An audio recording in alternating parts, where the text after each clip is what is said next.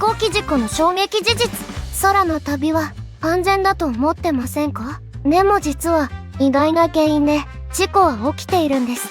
例えば小さな部品の不具合、ほんの少しの見落としが大惨事につながることも、過去の事故から多くの教訓を学び、今の安全基準が作られています。私たちの知らないところで見えない努力が続けられているんです。この話、へーって思ったらいいねで教えてね。あなたの知ってる怖い話もコメントで待ってます。安全な空の旅のために登録もよろしく。